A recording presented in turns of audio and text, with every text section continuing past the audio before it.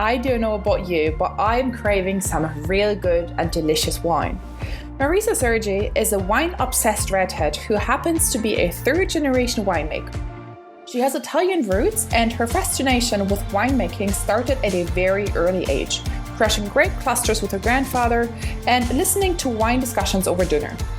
As she studied the science of winemaking and grape growing at Cornell University, she created RedHead Wine with the goal of establishing a new and exciting brand for the market. Little did she know that her passion for wine, her flaming red hair, and an email about 3 hot wings would lead her to becoming the CEO and founder of RedHead Brands at the young age of only 23. In today's episode, Marisa takes us on a sweet and spicy journey. This is the Five Senses Experience podcast, and I am Kat, your host. Marisa, thank you so much for being here, and welcome to my Five Senses Experience podcast. Thank you so much for having me. I'm so excited. So am I. How are you doing? How's everything? Things are great. It's kind of sunny here in Ohio, so definitely a really lucky day for me. It's usually cloudy and my coffee's really hitting, so I'm feeling great. So definitely no complaints here. Perfect. Happy to hear. And I'm also happy to see that you're healthy. So that's the most important right now, I guess. Oh yeah, definitely. So I already gave you a little intro about yourself, but I would love to ask you to add even some more. How did all of this start? You started very early. How did you get into the winery, and when or how did your business idea for RedHead here actually come up? It's kind of a crazy story, but I'll just take you from the very beginning. My grandparents immigrated to America in the 40s, bringing over the tradition of winemaking. So although I'm a redhead, I am 75% Italian, and I really gravitated towards that Italian heritage. And the tradition of winemaking has been so strong and alive in my family for many generations. So throughout every harvest season, I always had fond memories helping my family and friends make wine and tasting the fresh grape juice and all of the fun that goes along with that. And just seeing that wine brought together so many positive meals and experiences around my family and friends. So I found that I could take that into my career by studying winemaking at Cornell University. But I really found my passion because my parents started a winery in 2005 called Luva Bella Winery. So I had even more experience by interning there for a few summers. And I also interned at a winery in California. So having all that experience really helped me solidify that I really wanted to do this for the rest of my life. Amazing, because it seems like you really have it in your DNA, but also you tested even further during the experience to make sure that this is really what you want, what you're passionate about. Definitely. I found that it's super challenging, for one, to find what you're passionate about, but two, after working for several months or years on something, you might find that it's not what you thought it would be. So It's always good to experiment and get that experience so you really know that you're truly going to be happy doing something. Right. And also to get an outside perspective and see what's out there as alternatives. Exactly. Now, about your business today, how many wines do you have? Where are they distributed? And give us some background about RedHead Wine. Yeah, so RedHead Wine is technically separate from my family's winery, which is Luva Bella. I really wanted to do things on my own, so I registered my own LLC and paid for the manufacturing costs and all that stuff to kind of get that started. But with the experience I had starting small, I only started with about 500 bottles and maybe 20 stores that we pitched to get placement in.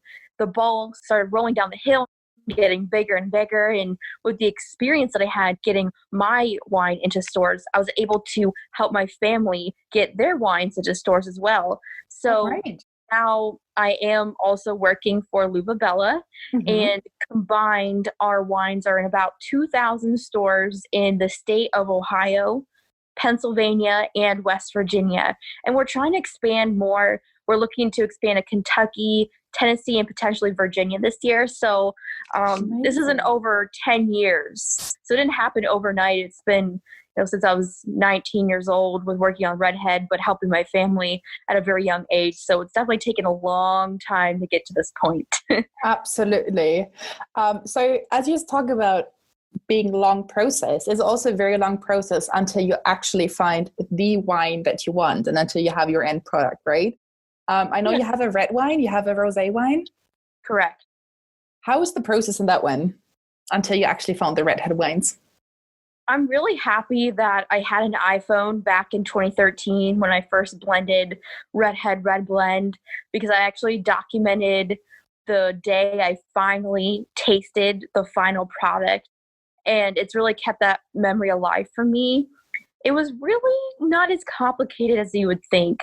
We had wine available that I knew I wanted to create into my blend. So using those varietals, we just took a bench trial and put a certain amount of Zinfandel and Carmenere, and I tried Malbec and Cabernet at just different percentages. It's almost like baking a cake. Do you want more butter, or do you want more sugar, or do you want both? It's just what your preference is. So I found after maybe 3 days working on the blend, I really liked the Zinfandel and Carmenere marriage because it was very smooth and fruit forward, a little spicy, but not too much, which was perfect because that taste profile emulated the personality of a RedHead. So as soon as I tasted it, I knew it was absolutely perfect, and I just ran with it. Love it. And also on your website, you promote it as wines for life's sweet and spicy moments. So why this, and why did you bring these flavors in here already in the message and the target line? When I interned at a very amazing company called E&J Gallo Winery, I met with their VP of marketing, and she asked me, Marisa, I see you have this project you're creating for school, but why would people drink your wine? And I didn't have an answer, and it really made me thinking I needed that reason. Why would people want to enjoy a sweet and spicy wine?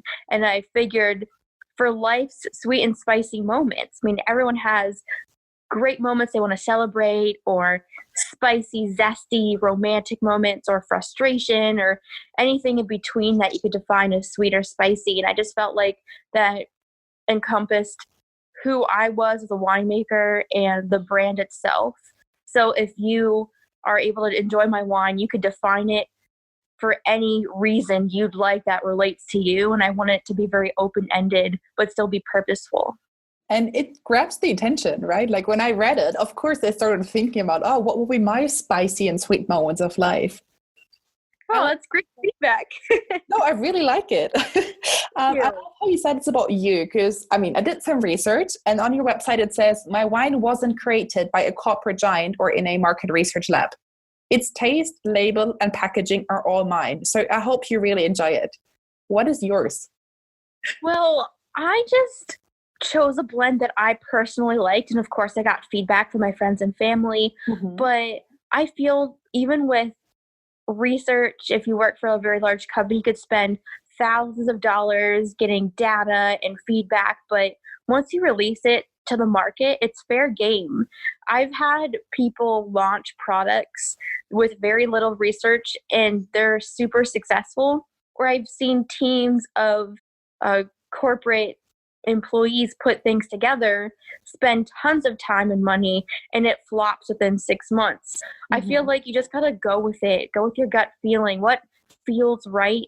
And usually that works the most. And I know there's gonna be a lot of like people that rely on data and research to make things happen. Like, of course, that's not applicable for a lot of fields. But when it comes to food and things you enjoy, that's a little more personal. It's just a little different the way you go about things and creating things. Right. So wine is also a very exclusive product, and it's often associated with like joyful moments, as you already said, like the sweet moments of life. And the production, as we said, can take several years. It's really complex. Which senses do you apply throughout the process? I assume it's mainly the smell and the taste. Definitely smell and taste, but it's also something very visual. Think about the last time you bought a carton of strawberries. You want to buy the juiciest looking red strawberries that the market has available. And that's the same for wine. wine's color depicts how you believe things are going to taste as well as smell. So when developing my red blend, I also wanted to have a beautiful deep red garnet color, which emulated the flavors of blackberries, blueberries, Bing cherries, raspberries, all of those bold fruits that I personally enjoy. So I believe the process is very visual, including the label. A wine label really communicates to you. It's the first thing you ever see that makes you potentially even interested in the wine itself. So for me, I wanted to create a label that was super simple. So the RedHead label, just red, black, and white, easy on the eyes, but very eye-catching and something that you get immediately. So I felt like the visual process was just as important as the taste and smell. Right. I love how you're saying it because it's so true. Like you cannot smell the wine or you cannot taste it from the bottle itself, right? Unless someone tells you about the experience itself. But if you're just in the bottle shop or wherever it's sold and then you just see the bottle, of course, the first thing that grabs your attention is the vision. And sometimes my mom gets home and she brings a bottle of wine just because she saw the label and she's like, oh, let's give it a try, right? So it grabs your attention. And I love how you say that your brain immediately interprets it and set some expectations about which flavor to expect, about, all of these things. So it's really interesting. Thank you. How did you refine your taste buds throughout the process? Did someone teach you? How do you, open your nose and mind pretty much for the different smells and tastes then?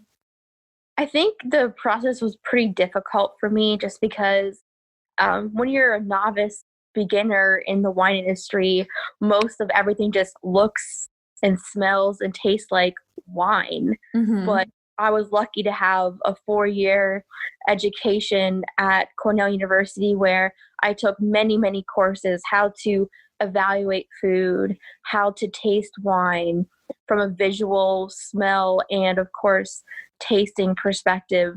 I think the best way to start, which helped me really understand my opinion and extract information from very little information that I'm given when it comes to wine. Start by just opening your cabinet in your refrigerator. Smell the basil or smell the garlic and the strawberries and really understand and document that, yes, this is a strawberry or this is a green bean, because we all take that as an assumption. We're drinking it or eating it, whatever. We know it tastes what it's supposed to. But when you don't actually have that strawberry in your hand and you smell a strawberry scent or a mint scent in a wine, you know what it is, but you can't put your finger on it. If you train yourself to identify very obvious things, you can then start deconstructing the whole process and finding other sensory undertones that might be masked by something that's more overpowering, if that makes sense. Absolutely. I love how you're saying it because, this is also called my 5 senses experience or my 5 senses journey. And that's exactly why we initiated it, right? So we did an offline test actually where we gave people things to taste, to smell and touch and those sort of things, and being blindfolded, of course. And I think it was some thymian that we gave out or it was rosemary, and everyone knew what it was, but no one was able to actually describe the smell or the flavor. But everyone said that reminds me of my grandma, how we used to, cook some pumpkin or however it was, but actually becoming aware of the smell and the actual taste. It's a process and it's nothing that we can do overnight. So I think it's really important how you highlight it here and how you say, become aware of it, just start by what you already know. And just focusing on a different smell or a different sense from a different perspective. Definitely. You have to start with the foundation. So even if it's a few things every day or once a week, just really take your time and really immerse yourself into it. You'll definitely gain new skills. Right. You said you also got feedback from your peers, your family and friends on your wines. How do you get the feedback? Everyone has a very subjective sense of smell, of taste, or whatsoever. How do you experience that the senses and the experiences differ? Yeah, I feel like so many factors go into it. It could be time of day. Was it before or after a meal? Was it without a meal? I think just knowing that when I sampled my wine, it was in a pretty neutral environment. I try not to have any smell or other foods influence the taste, especially when if you pair a food with a wine and it's not a good match, it really could alter the opinion. So I try to be as objective as possible because this wine is pretty personal to me. It's really hard to take constructive criticism when you really just are searching and itching for that positive reinforcement. But over time, I did get some feedback that my first iteration was a little too spicy. So I really took that seriously and I dialed back the blend to be a little less um, spicy on the palate, which really made it a more well-balanced product, which helped me grow to where I am today. You might love your product, but if your customers love it, but they could love it more if it was altered just a little bit, it can make a world of a difference. And for me, to be successful in anything, you have to be willing to change and adapt to your environment or what the expectations are to succeed. I guess the greatest challenge is actually listening what they want, what they need. And as you said, iterating your own ideas and not taking it personally, but just meeting the demand that is, the greatest need. Definitely. Talking about, experiencing with the different senses and flavors. You also have a blog where you write about, recipes. I think you had one about the arugula salad that I saw, or recently you had the RedHead hot chocolate, which looked and sounded amazing from reading it and looking at the picture. This all goes back to the senses and to the experience. Tell us more about that one. Also, why do you pair the food then with your wine, for example?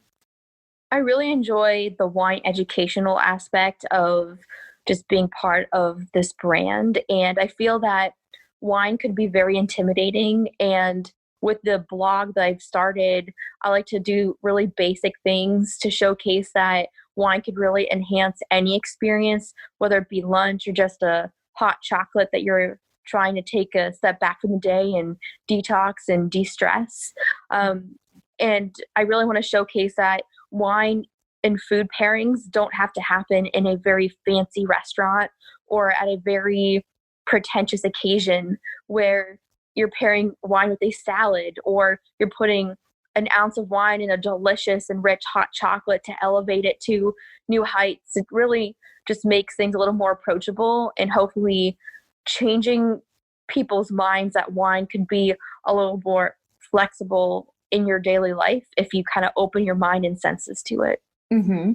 And this is exactly what I experienced when I read your description of the different blends. Because, for example, when I can just read it out for your red blend, it says, this sweet and spicy blend offers notes of ripe plums, cherries, and blackberries with a fairy kick at the finish. Our velvety smooth, fruity, and lightly spiced blend captures the profile of a fine wine and the spirit of a sassy redhead. And I think that's exactly what you said, playing with the senses, experiencing it, being open for it. And it's very detailed. So I know exactly what to expect, I would say, but still it leaves enough room for my own imagination. Yeah, definitely. So reading this one, you got me, especially with the sassy redhead at the end. What is, maybe a personal question, what is your favorite sense? That's pretty difficult. It's probably going to catch you by surprise, but definitely visual. I feel like the world has so much to offer. And if you can't see what is in front of you, I think you're missing out. And it's something that a lot of us take for granted that really helps us determine a lot of other senses that we have. Mm-hmm. And I very much value the ability to pick, my vegetables and my wine and all that I have to feed my sense of smell and taste and all that comes around with it. So definitely I value the visual the most, but of course, taste and smell are a close second. Right. Do you think you experience your daily life apart from the wine? Do you think you experience it differently than other people who don't really have the expertise in smell and taste? I'm not sure because it's really hard to judge the skills that other people have. And they might have it and use them, but not even realize it. Right. So I think it's more about that open line of communication to bridge the gap between what am I good at, what I'm not good at, and how I can improve or highly utilize the skills that I'm not, honing in on. And I think just your purpose of creating your app and your whole business could really help emphasize all those skill sets in a lot of people. So I think it's going to be a really great success. And it's very subjective because obviously, not everyone focuses on the same things. And if you look at a wide picture or a very basic picture, for example, going back to the vision, I may not see the same things as you, right? We focus on different things. I focus on a pattern, you focus on the color code. I interpret things, you may not interpret them, So even there, as you said, it's very subjective, it's very individual, and it's also very difficult to compare and even to put into words to express their own experience. Definitely. Do you have any advice for the listeners on how to become more aware of the senses? I think the best thing is to not be intimidated. You like what you like, focus in on it, and start small. I think if you want to get into wine tasting, a really great skill I learned is to really identify what I smell in my wine, which then leads to taste through having completely dark wine glasses. In my university classes, we use black wine glasses often to put freshly cut foods in there, or even to have wine tasted and analyzed blindly. So you could really strip down all the things that lead you to your conclusion and just rely on your sense of smell. Right. It'll really help build you up, and you'll surprise yourself with what you do know or what you may not know. And you'll just be able to continue to challenge yourself in your own home with having just a few tools, and of course, document your experience week by week so you can look back and say, hey, I've really came a long way after 10 weeks of working on the skill, or 2 years, 10 years. It's really just honing in on it and taking it seriously. I love this. And I think also the advice that you gave earlier of just, seeing what you have in the fridge, giving it a, smelling it, actually actively becoming aware of the smell itself. I love it. I love how you value the own experience more than any, lab research, any big research, but really on your own personal experience of just saying, don't be intimidated, give it a try, go out there, become aware of your senses. Actually, as easy as it may sound, it's not in reality, of course. Yeah. But yeah, and not being, run over by any sort of expectations that your brain sets you. So really just being in the here and now, ignoring any past experiences or whatsoever. It's great. I learned a lot from you. Thank you so much. It's been really inspiring, and good luck with all your wines. Just one question. If anyone wants to drink your wine, how do we get them? So unfortunately, I don't offer international shipping just yet. I am working on it though. I'm a smaller company than I think a lot of people would think I am. So we're really trying to build the basic building blocks still. But hopefully, if you do come to the United States, you can order the wine to at least, I think, 20 states at this point. But hopefully the next couple of years, I'll have more distribution and potentially offer things internationally. But if you want to learn more, you could check it out at www.redheadwine.us. Perfect. I'm going to put everything in the show notes and also your social media. This is actually how I found you with your, all your story around there. It's amazing to follow. So I highly recommend everyone to check out your profiles and your website, learn more, and especially taste the wines. Thank you so much for being here, Marisa. Yeah, thank you so much. I appreciate it. I guess after Marisa shared her inspiring journey with us, we know which wine to get for the sweet and spicy moments in our life. Follow her inspirational thoughts and become more aware of your senses, particularly of what you smell and what you taste. Marisa gave us amazing ideas on how actually to become more conscious and test our senses even at home. It's true, we know what strawberries taste like, but when we taste it without having it in our hands, we cannot put the finger on it.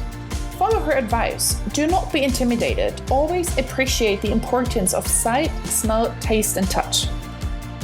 Thank you so much for tuning in. I had a lot of fun chatting with Marisa. And if you enjoyed listening, please subscribe to our podcast and leave us a review. Have a wonderful day until next time.